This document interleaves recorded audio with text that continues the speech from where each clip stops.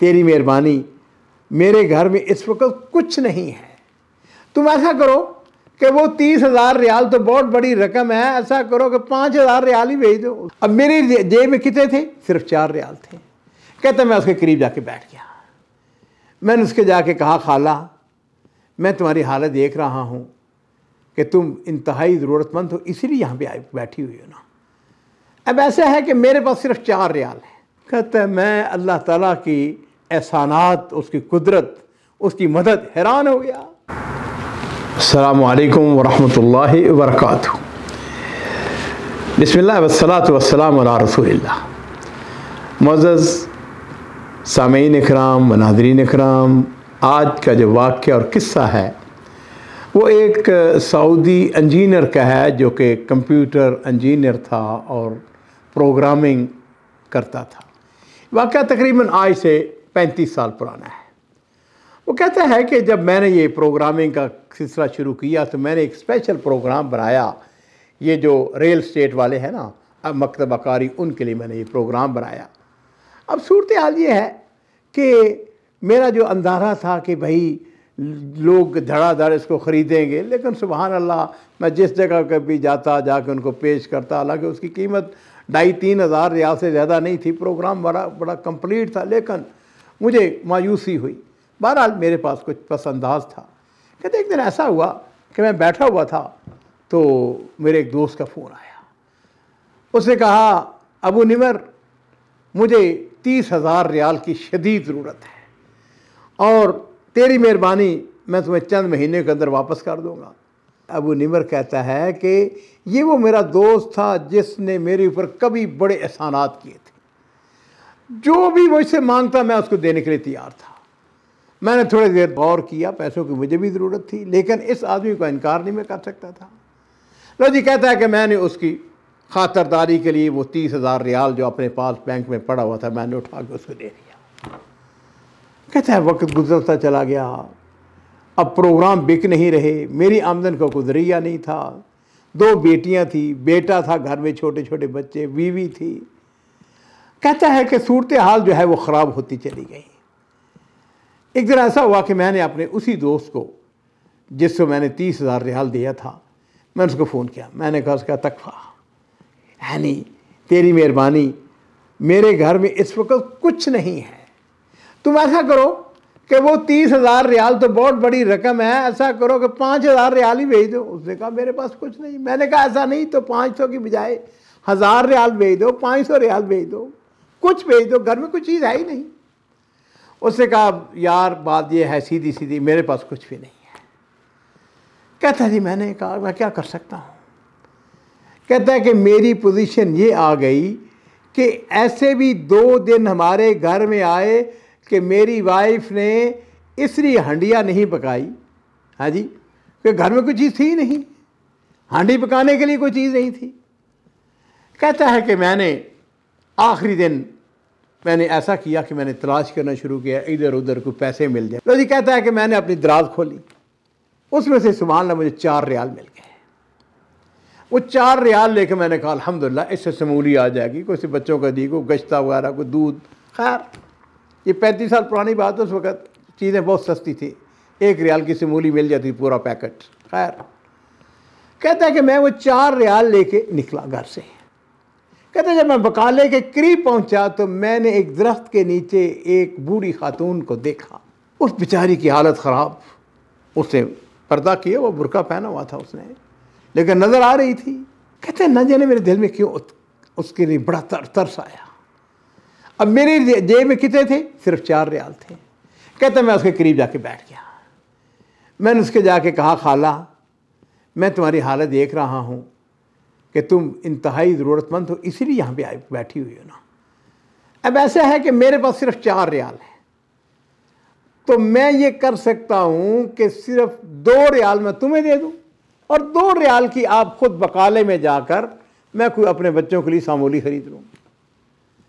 लो जी, ये कहकर मैंने अपनी जेब से वो 4 रियाल निकाले, उनमें से 2 मैंने उसको दे दिए और 2 मैंने अपनी मुट्ठी में बंद कर लिए। कहता है कि उस खातून ने, उस बूढ़ी अम्मा ने बुर्का पहना, उसे अंदर से उसने हाथ थपड़े उठा लिए। न जाने उसने क्या दुआएं की, मैं तो नहीं सोच सका था। अजीज़ों, इस बात को बढ़ाने से पहले मैं नबी करीम सल्लल्लाहु अलैहि वसल्लम, हम सब के माँ बाप कुर्बान हों और हम खुद भी उन पर कुर्बान हों, आपकी इस हदीस को आपके सामने लाऊंगा कि आपने इरशाद फरमाया था ना कि इब्गूनी ज़ुअफ़ाइकुम फ़इन्नकुम इन्नमा तुरज़क़ूना व तनसुरूना बिज़ुअफ़ाइकुम, कि मुझे तलाश करना है वो सिफ़तें जो इनके अंदर पाई जाती हैं, जो कमज़ोर हैं, गरीब हैं, फ़कीर हैं, उनकी दुआएं लो, उनके अंदर तलाश करो। फ़इन्नमा तुरज़क़ूना व तनसुरूना बिज़ुअफ़ाइकुम, तुम्हें जो रिज़्क़ दिया जाता है, जो तुम्हारी मदद की जाती है ना, ये जो फ़कीर, ये मस्कीन, ये बेचारे जो मफकूदुल हाल हैं, जिनको कोई पूछने वाला नहीं, उनकी दुआओं के सबब। कहता है कि अम्मा ने जिस वक्त दुआएं देनी शुरू की थी, मेरे दिल में एक सरूर, चैन कि मैंने एक गरीब की मदद की है। कहते मैं बकाले में चला गया। लो जी, बकाले में जाके मैंने वो 2 रियाल की मैंने समूली खरीदी।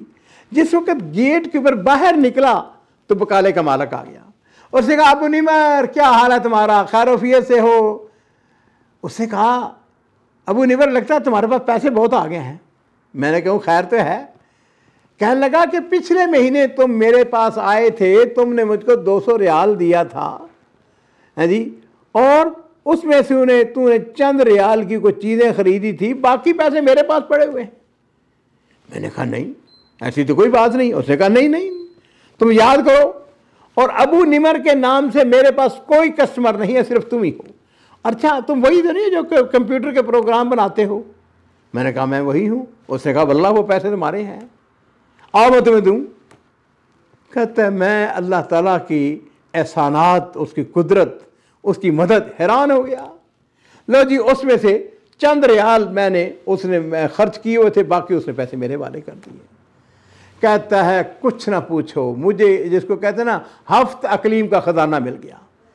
मैंने क्या किया, मैंने 2 मुर्गियाँ ख़रीदी, हैं जी, उसमें से तलाजे में से मुर्गियाँ ख़रीदी, अंडे ख़रीदे, फ़लाँ चीज़ फ़लाँ चीज़ फ़लाँ चीज़।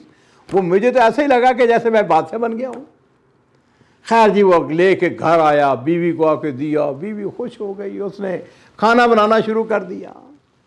कहता है बैठे होते मेरे एक दोस्त का फ़ोन आ गया। उसने कहा अबू निमर, तुमने वो जो प्रोग्राम बनाए हुए थे, जो अकारी मकतब अकारी के लिए कंप्यूटर प्रोग्राम, मैं वो तुमसे ख़रीदना चाहता हूँ, उसकी कितनी कीमत है? मैंने कहा भाई बात यह है कि इसकी कीमत तो वैसे 2,500-3 हज़ार रियाल है, लेकिन तुम जो भी दो। कहता है मेरे दिल में ये ख्याल था कि ये मुझे 1000 रियाल भी अगर कहेगा ना तो मैं बिस्मिल्लाह, क्योंकि मेरे पास तो प्रोग्राम तैयार बैठे हुए पड़े हुए मेरे घर में, कोई ख़रीदने के लिए तैयार नहीं है। नाज़रीन कराम, कहता है कि उसने कहा कि मुझे अपना अकाउंट नंबर दो, मैं अभी तुम्हें पैसे जो हैं वो मैं दे दूँ। खैर जी, 1000 रियाल मुझे वहाँ से मिल गया। और फिर नाज़रीन कराम, वो कहता है कि अल्लाह ताला की तरफ से खैर बरक़ात के दरवाज़े गोया खुल गए।